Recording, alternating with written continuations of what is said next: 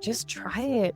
There's no right way. I think media is so DIY and experimental that really it's about using a tool the wrong way, intentionally, breaking it, investigating it, critiquing it, and making work from that. Welcome to the Arts Management and Technology Podcast, Tech in the Arts. My name is Brett Ashley Crawford. I am the Executive Director and the founder of AmpLab, and I am joined today by Hales Wilson, the AmpLab lead researcher, and Sarah Turner, media artist whose work sits right at the intersection of emerging technology, performance art, and digital culture. A perfect guest for our podcast. She has an MFA from Alfred University in Electronic Integrated Arts, an MS in Arts Administration from University of Oregon, and a BFA in History from Lynchburg College. In her work, she plays with, critiques, and subverts digital platforms from Zoom to blockchain to AI. She's visiting Carnegie Mellon this week as a guest artist at the Studio for Creative Inquiry, where she discussed her practice in a talk entitled Processing the Female Form, Co-opting NSFW online platforms with experimental video streams. She's been exploring NSFW online distribution sites as a way to bypass censorship and on traditional platforms, and she's been doing this work for the last 4 years as a large part of her practice. In addition to the work that she's doing at the studio, she's also doing a performance at the Carnegie Museum of Art, where she is part of the Projection Portal's live video machine in the Hall of Architecture. That is going to be a night of immersive live visuals by leading artists in the field doing real-time video performance. They'll be using anything and everything from analog synthesizers to generative code, and they'll illuminate the museum's monumental plaster casts. If you've never been there, look at it online. We'll put a link in a vibrant dialogue between the past and the future. So welcome to the podcast, Sarah. Hales and I look forward to talking with you today and learning a little bit about your work and what you see in the future, because that's what you're integrating, the past and the future. So to kick it off, can you give or sort of talk about how you see your work connecting your background in history and your current work as a video artist? I'm personally a theater historian, so my background is in theater, but I'm also a technologist. So I'm always interested in sort of how people make connections and intersections in their various parts from their lives. So could you talk a little bit about that? That is a great question. Thank you so much for having me here. I feel like my history degree has situated both the technology that I use and the concepts that I work with a lot. So in the 60s and 70s and how advertisements were using liberation vocabulary and selling products back to women. I've always been kind of looking at a lens of how people have been represented in media throughout the ages. And then now, especially looking at how women are represented online and how they are representing themselves also. I also have a deep practice of historical research and a lot of the concepts that I'm working with. My project, Glitch Bitch, who is a cam girl priestess, has a lot of inspiration from Greek goddesses and Greek temples and people going to pay homage, respect, and praise to these goddesses and relating that to how cam girls exist in these digital worlds and how they receive gifts to bestow fortune on them as well. There's a lot of different layers of historical context within the work that I'm doing.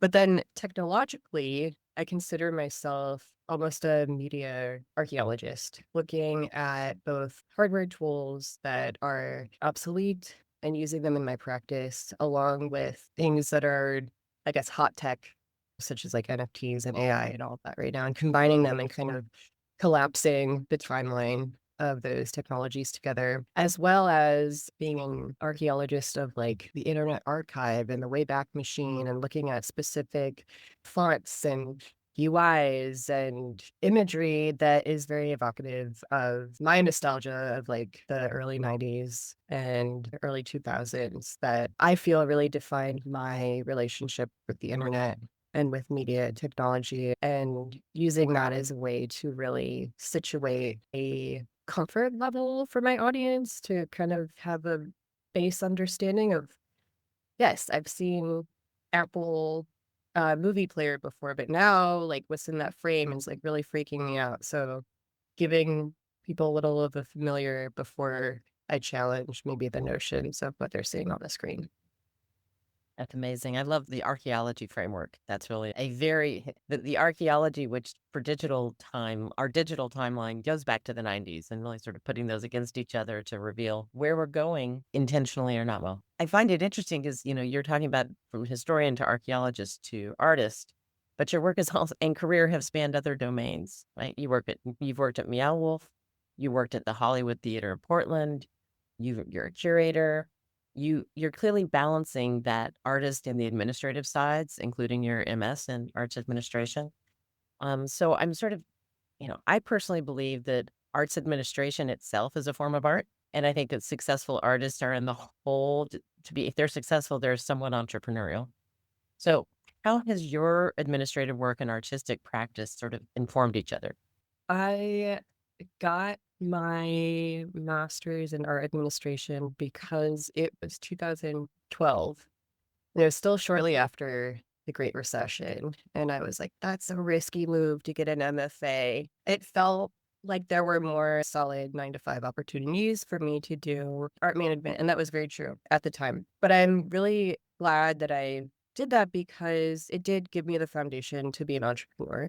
I learned grant writing, I learned fundraising, I learned community building, and those are the things that have given me stability and stasis to build my art practice on top of, as well as support other artists in my community who are doing similar things and want us to all rise together. And it ties really well into the video community. We're only now just starting to get more funding, more eyes on it, especially in the commercial world. But overall, deeply experimental video is pretty niche and fringe. And so it's very dependent on this DIY community. So having people who are really good at organizing, producing, fundraising, etc., helps to keep this medium alive and accessible to folks.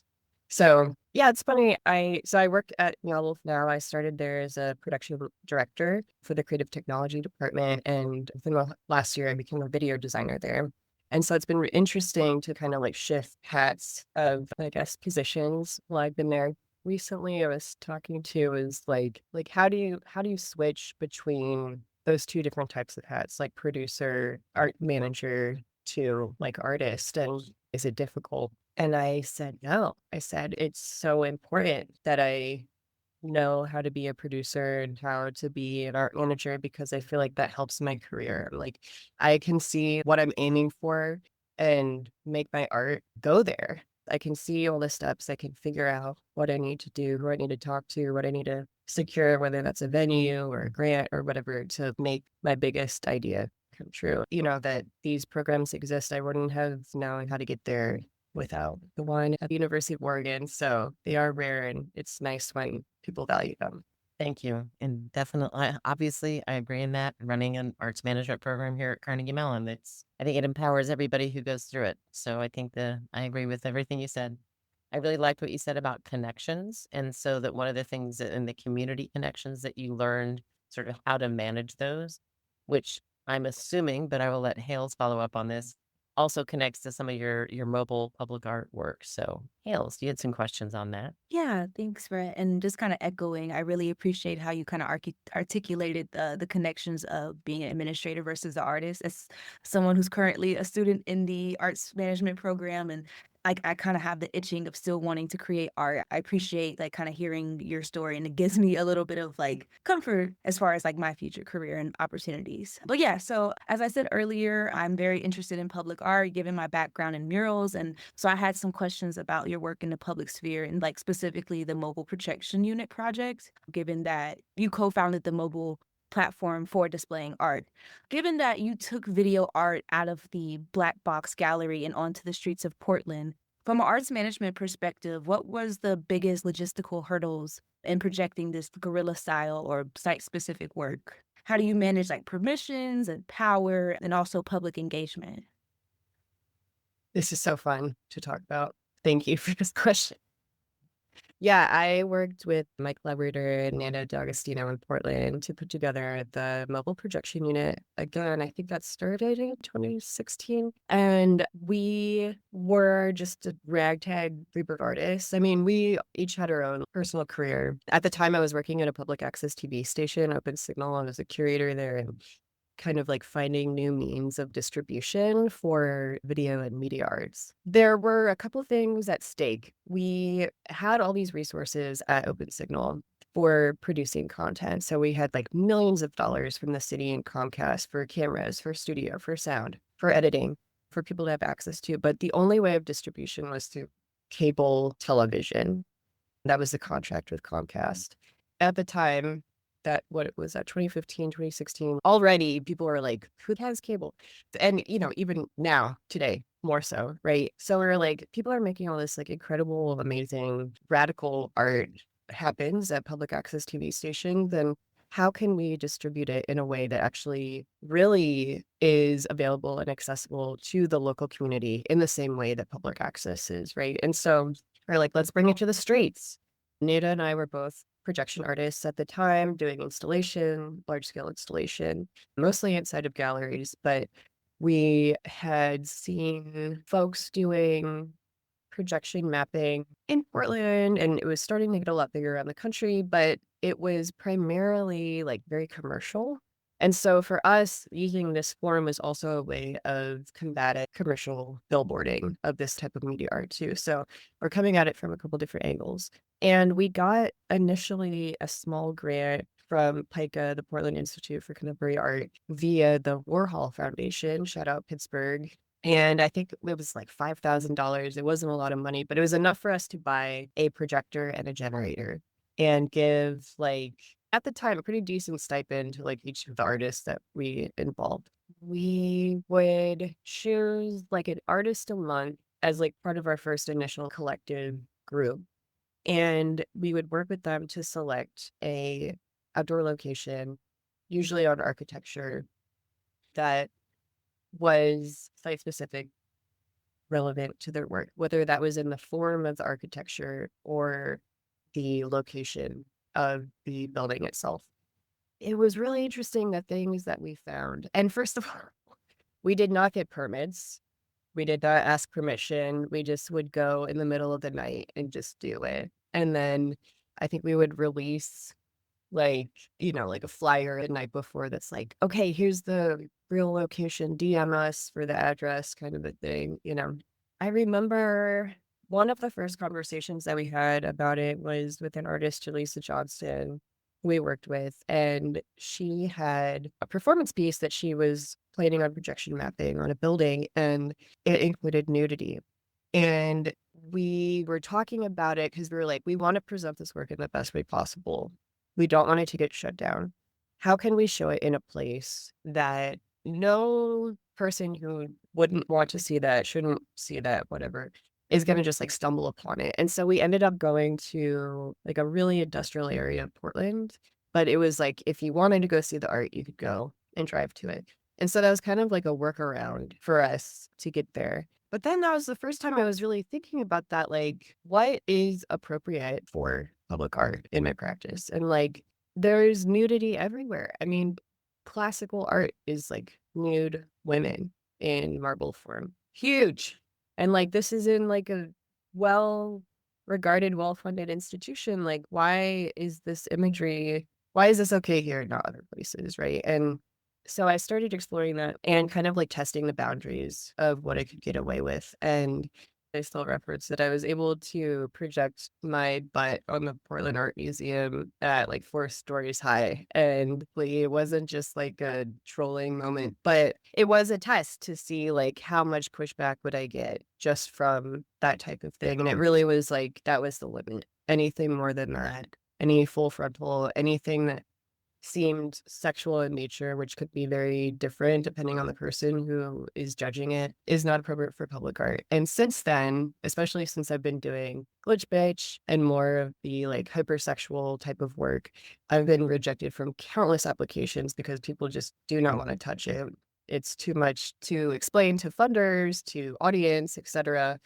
And then if I have been chosen, approved, etc., it's usually like the late night version or what have you. And it's like part of that is totally fine, right? Like I make work for adults. I want adults to see it, but there's just kind of like a lot of shame that's wrapped up in some of the responses that I get from curators or from the way that it is marketed in certain instances. Awesome. Thank you so much for that. I see like even you working in like new media, you keep coming to this aspect of community and doing things for the community or uplifting artists. So I think that's super powerful because I think that's what connects all the arts essentially. And since you brought up this topic of censorship, I'm going to jump to another question. So given that you're working with these well-known organizations like the Ann Arbor Film Festival and now Meow Wolf, could you touch on a little bit more of like some of these tough conversations about your artistry or like having to even change things? Especially, I know personally, it feels like censorship of the arts is more terrifying right now than ever before. So could you elaborate on that? For sure. I mean, there's certain things like with my day job, it's a commercial organization. And so it's like a lot of the work that I'm making for them is definitely within its own creative intent and IP of what I'm doing. And it's also for general audience. So it's like knowing where and when to investigate certain concepts or stories, right? And for the Ann Arbor Film Festival, shout out, they're amazing organization, really, really great group of filmmakers and experimental video artists, and felt a very warm embrace from them. That's where I get off into like the dolphin topics. So I won't go too far into that. But I'd say what I have learned since doing this work is that there are times to employ the full, like Sarah Turner, wild, uncensored, go for it. And that's why I love, love, love the DIY video community. And I'm so involved in that because they embrace it more than anyone, period. And I think because it is so strongly anti-institutional in its origins, I don't think anyone wants to bring it into the institution. This production and curation, like they know what they're doing. They're bringing together like whole community to support each other, to do freaky stuff. I guess all this to say is like, I think at least right now, I know the line of what I can get away with at like different tiers of institutions. And depending on what I want to say there and how much support I have, I feel like I could figure out the best way to get my message across. And whether that is like first page, huge flyer, pussy portal, titty power kind of stuff. Sometimes that works, and people are like, hell yeah, let's go. And then other times it really has to be subtle and like through the back door where it's like, you don't know really what comes through until you sit through the entire duration of the performance and you realize what's unraveling. And then you're like, oh shit. And so it's really finding that balance and like navigating that and just really, it's a practice. It's a huge practice of knowing, and I still feel like I stumble through a lot of that, but the more I get rejected, the more it fuels to keep going and to go even harder in the DIY spaces so that I can still kind of fulfill those ideas and see through those concepts too. I hope that was helpful. That was kind of a roundabout way of talking through. Oh, thank you so much for that. I think we're going to move into some more of the tech specific conversation. Brett, you want to take it back over? Yeah. And I think it sort of speaks to what you were saying before, which is, a lot of what you do is critique, right? And you have social critique, you're engaging with technologies in the path of critique. And I wanted to jump into an area that I spend a lot of time in well before generative AI, but AI. And you've done some very interesting experiments with AI. You've mentioned the dolphin, so that's where we're going to jump in here. I found the AI as Oracle particularly compelling because as a teacher, I see students often turn to technology or AI in a similar fashion, right? And can you talk more about the critique, engaging AI, the dolphin series you have, what the dolphin series? Like, can you talk a little bit more about how you're critiquing AI? Yes, this is like my current research bend right now. So very excited to discuss this with y'all. I think my interest in this started in 2020 when everything felt so unknown and I would go to Google constantly and ask, do I have COVID? Like it would know. It's like, surely there must be a magic 8 ball somewhere and I'm on the internet all the time. So it must be there. The information's there. When AI started It felt very similar to this chatbot that existed when I was in middle school called Smarter Child, which was like really dumb.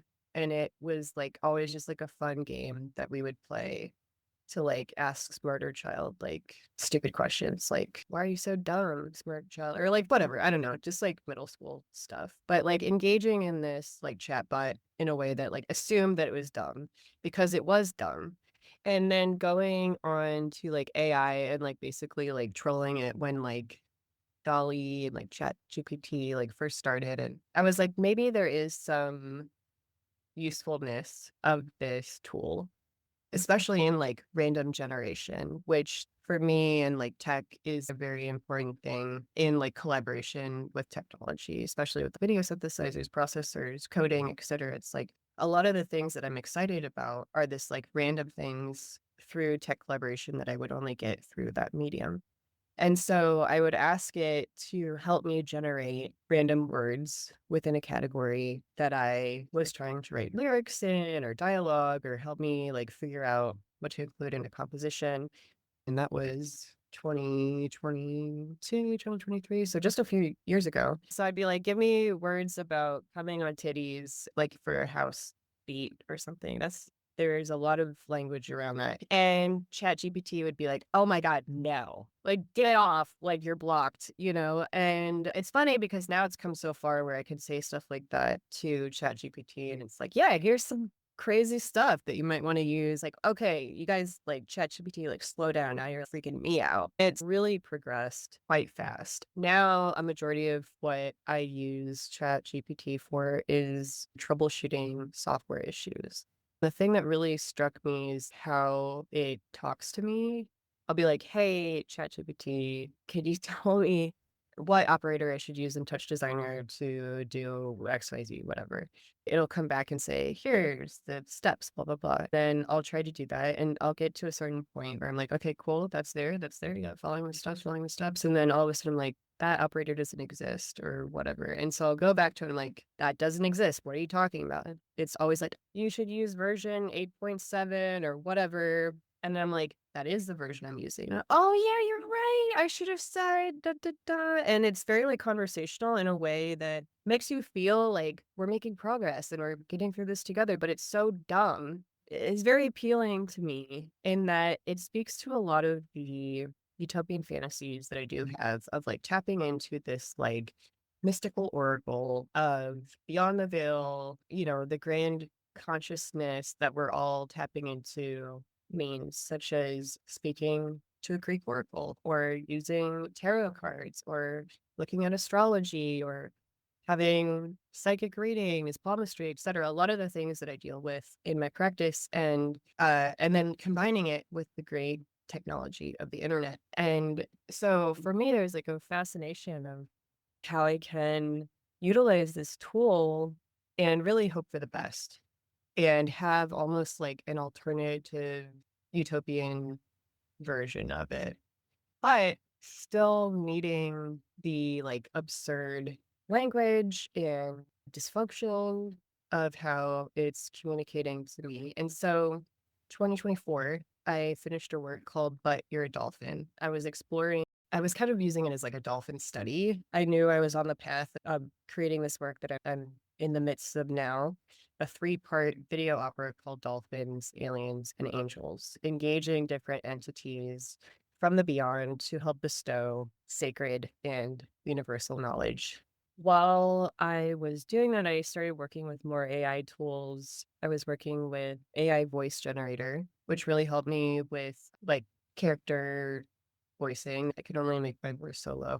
And then again, of course, like always looking at like random word generation. But as I was like investigating this dolphin and thinking about this greater research project, it again started to form these like connections between this collective consciousness of AI and the research that I was doing of these like entities and the sociological like investigation of them and all of the like ephemera from those things too. And so I went on a long journey and still deep in this journey of reading works by John C. Lilly, Joan Ocean, Timothy Wiley, Frank Drake, Carl Sagan, and now getting into more angel works by like Diana Cooper and going deep into like the Gaia.com, really rich for research topics. But there's this kind of fascination in both of these worlds for the capture of knowledge and the distribution of knowledge or just information for information's sake. And not really like, I guess it's like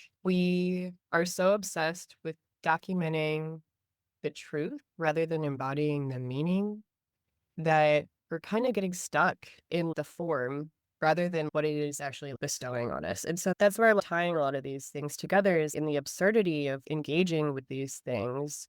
We kind of get lost in the sauce and are not even like fully extending, fully realizing the the question that we're seeking. So now with what I'll be performing tonight, Dolphin Connection, it's about my character, kind of an extension of my character from my piece, But You're a Dolphin. Her name is Video Thought. She is an OnlyFans model. And the premise is that in the prologue to this piece is that she's tired of being a cam girl. She wants to have a more serious career and she is on her way to discovering what that is. And she has this idea that she says, oh, I'll become an online guru. So she Googles, how do I become an online guru?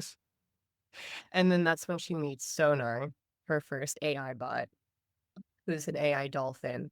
And she engages with it to talk about her first question is, what's the secret of the universe so that I can embody that to teach other people?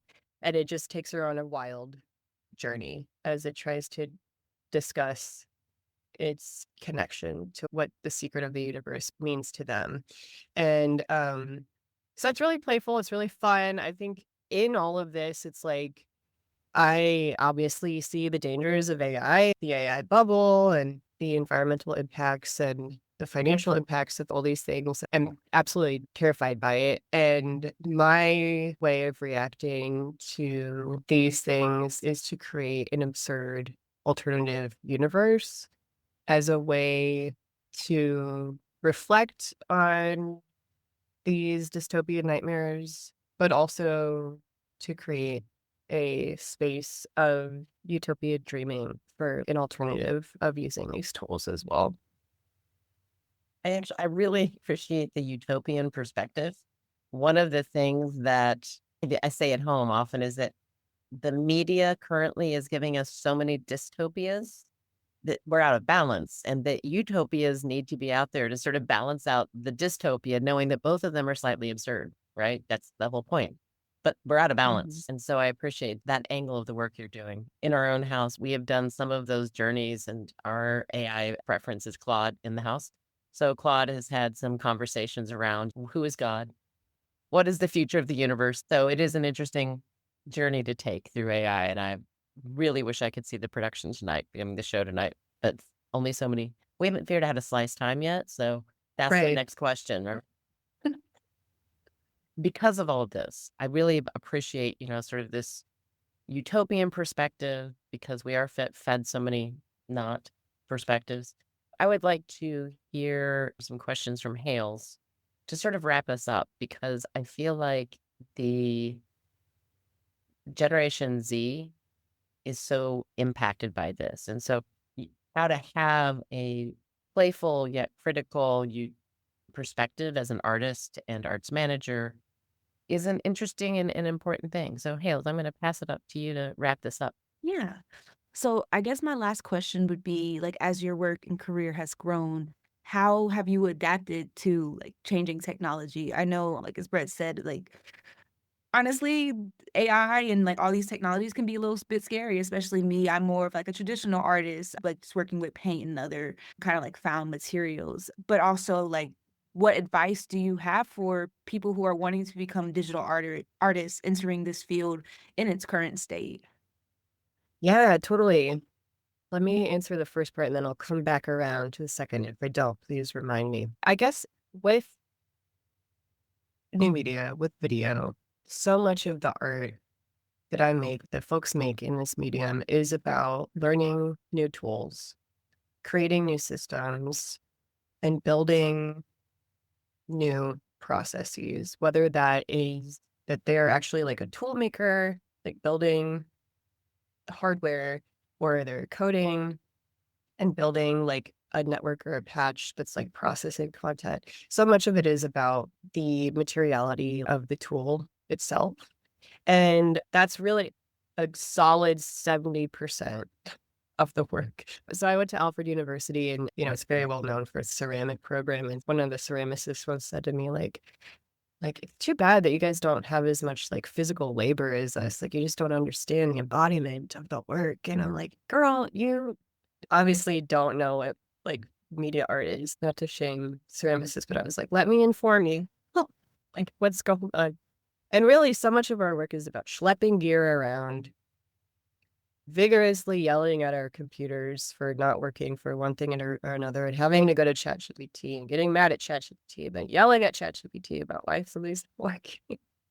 Or just really spending hours and hours and hours late night coding, signal flowing, restructuring your computer so that your GPU is like working functionally. That is like a majority of what it takes to just get to where you need to be to make the art.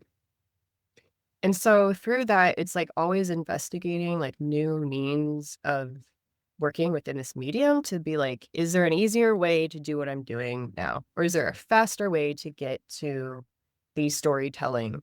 Is there a new technology that has bypassed all of this like GPU bullshit that I can just get to the art making itself? So for me, and I think I could speak for a lot of digital artists, it's a lot of investigating these new things as they come out with the promise of AI being like, oh, cool. Could that be my little assistant that's doing all the really intense programming and processing on the side so I can worry about the more interesting things? But then there's also functionality and, of course, commodity too. You had mentioned like NFTs earlier, and then I had worked in those for about a year and a half, really investigating both conceptually transactional relationships online between like images of women and patrons, and figuring out how I could navigate that. But then also as an artist, like functionally trying to get paid, right? Like so much of the work that I do is primarily based on performance because that is a way that I can get paid for the work that I do. Otherwise, it's very difficult to purchase a new media work or a video, right? That doesn't have the same perceived value as a painting or pottery because of its form. There's a lot of investigation around that.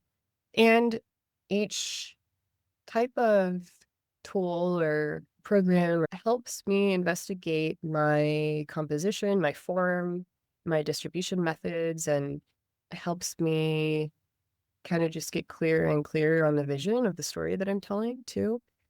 But I'd say like for people who are getting into media, just try it, there's no right way. I think like very differently than other very heavily institutional practices like painting or drawing or whatever. Media is so DIY and experimental that really it's about using a tool the wrong way intentionally, breaking it, investigating it, critiquing it, and making work from that makes you think about both the impact of the investigation of the tool itself and communicating that with different audiences. So there's what's so fun about it is that there's no rules and that it's really about play and practice and just going deep into the studio and jamming with your friends until 2 a.m.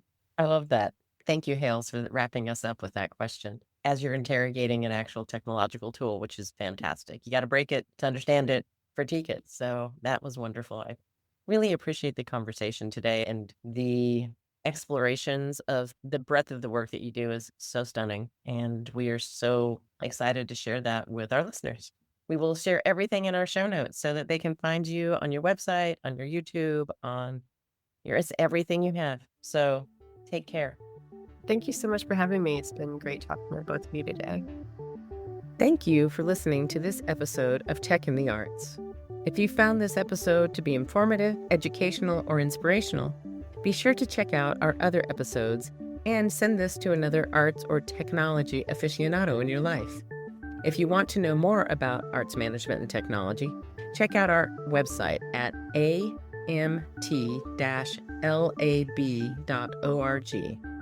Or you can email us at info@amt-lab.org. You can follow us on Instagram at Tech in the Arts, or on Facebook and LinkedIn at our full name, Arts Management and Technology Lab. Our season runs from September through May, so feel free to follow us on your preferred podcast app, be it iTunes, Spotify, or YouTube.